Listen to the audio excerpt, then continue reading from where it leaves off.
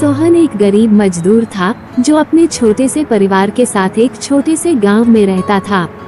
उसकी पत्नी सीता और 2 छोटे बच्चे ज्योति और आकाश उसके जीवन के सबसे बड़े सहारे थे।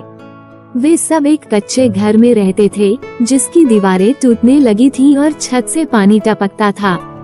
सर्दियों में ठंडी हवाएं घर के भीतर तक आ जाती थीं, लेकिन फिर भी सोहन और उसका परिवार हर दिन एक दूसरे के साथ जीने की कोशिश करता था। सोहन का जीवन बहुत कठिन था। दिन भर खेतों में मजदूरी करने के बाद मुश्किल से 2 वक्त की रोटी ही मिल पाती थी।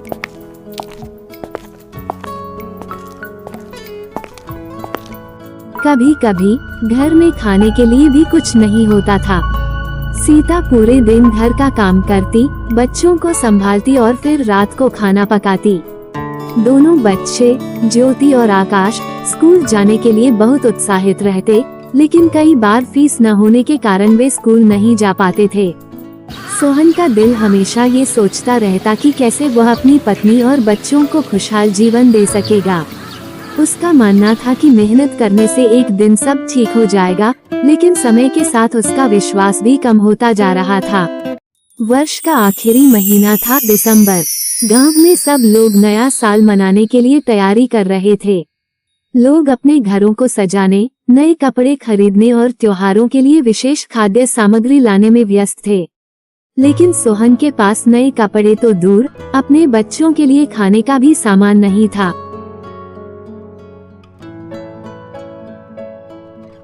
बाबा, क्या हम इस बार नया साल मना पाएंगे?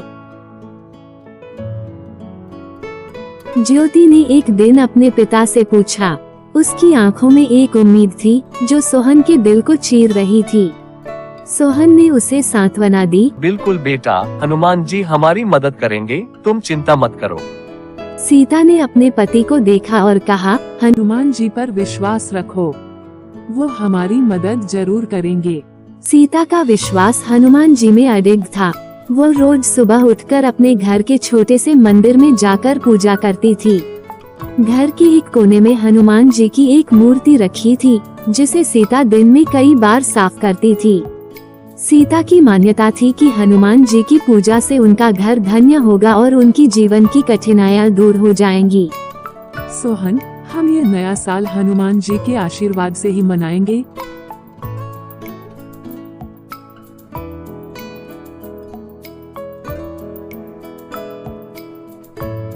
ठीक है सीता, हम उनका ध्यान करेंगे और उनसे आशीर्वाद मांगेंगे।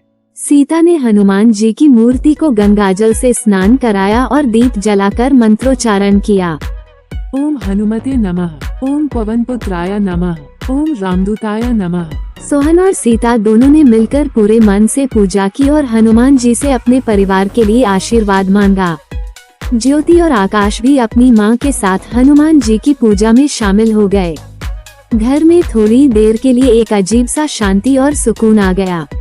ये पूजा उनके दिलों में उम्मीद और विश्वास भरने का काम कर रही थी कि कुछ अच्छा होगा। 31 दिसंबर का दिन आ गया और पूरा गांव नया साल मनाने की तैयारी कर रहा था। हर घर को सजाया जा रहा था, नए कपड़े खरीदे जा रहे थे और लोग एक दूसरे को नए साल की शुभकामनाएं दे रहे थे।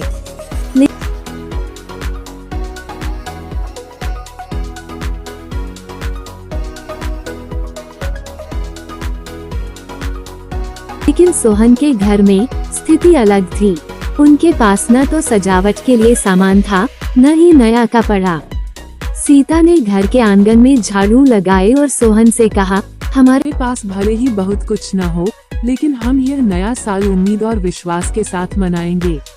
ज्योति और आकाश ने पास के जंगल से सूखी लकड़ियां इकट्ठा की और उनका इस्तेमाल अलाव जलाने के लिए किया। वे बहुत खुश थे कि इस बार वे कुछ अलग कर रहे थे। बाबा, हम सब मिलकर नया साल मनाएंगे, है न? ज्योति ने उत्साहित होकर पूछा। सोहन ने मुस्कुराते हुए कहा, हाँ बेटा, हम सब मिलकर इसे एक खास दिन बनाएंगे। सोहन ने घर के मंदिर में दीप जलाया और सभी को एक साथ बैठकर हनुमान जी की पूजा करने के लिए कहा। सीता ने चावल और गुड़ से खीर बनाई और सबने मिलकर उस खीर का स्वाद लिया। यह एक छोटा सा कदम था, लेकिन उनके लिए यह एक नई शुरुआत थी। नए साल की रात थी। सोहन खेतों से काम खत्म करके घर लौट रहा था। रास्ते में उसे एक बुजुर्ग बाबा मिले जो ठंड से कांप रहे थे। सोहन ने तुरंत अपनी चादर उन्हें दे दी। बाबा ने आशीर्वाद दिया और कहा, हनुमान जी की कृपा से तुम्हारे परिवार पर खुशियाँ आएंगी। तुम्हारी मेहनत कभी बेकार नहीं जाएगी। सोहन ने बाबा का धन्यवाद किया और कहा, हमेशा की तरह हमें हनुमान जी पर विश्वास है। अगले दिन सोहन को खेतों में काम मिला। उसे मजदूरी के रूप में चावल, गुड़ और कुछ पैसे मिले। वो घर लौटते हुए ये सोच रहा था कि यह एक चमत्कार जैसा है। ये सब कैसे हुआ उसे समझ में नहीं आया, लेकिन वह जानता था कि यह हनुमान जी की कृपा है। सोहन घर लौटा और सीता से कहा, सीता, आज कुछ अच्छा हुआ है। हमें चावल और गुड़ मिले हैं जो बच्चों के लिए अच्छा रहेगा। सीता ने ये सुनकर भगवान का धन्यवाद किया। नए साल के पहले दिन गांव के प्रधान और कई अन्य लोग सोहन के घर आए। उन्होंने उसकी स्थिति को देखा और उसकी मदद करने का फैसला किया। सोहन भाई, तुम मेहनत कर रहे हो, लेकिन तुम्हें अब एक मौका मिला है। मैं तुम्हें स्थायी काम दिलवाऊंगा। प्रधान ने कहा। कुछ अन्य गांव वालों ने सोहन को बच्चों की पढ़ाई के लिए किताबें और कपड़े देने का वादा किया। सोहन ने उन सभी का धन्यवाद किया और दिल से आभार व्यक्त किया। आप सभी की मदद से हम अब अपनी जिंदगी को बेहतर बना सकते हैं। सोहन ने कहा। सोहन का परिवार अब खुशहाल था। बच्चों ने स्कूल जाना शुरू किया और सोहन ने खेतों में कठिन मेहनत करना जारी रखा। सीता का विश्वास हनुमान जी में और भी मजबूत हो गया था। हमारी मेहनत अब रंग लाएगी, सोहन ने सीता से कहा।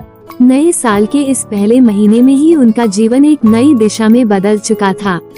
हनुमान जी की कृपा से सोहन और उसका परिवार अब पहले से कहीं बेहतर स्थिति में था। हमारे पास अब बहुत कुछ है, लेकिन हनुमान जी की कृपा के बिना ये सब संभव नहीं होता, सीता ने कहा। हमेशा हनुमान जी के प्रति विश्वास और श्रद्धा रखेंगे, सोहन ने कहा।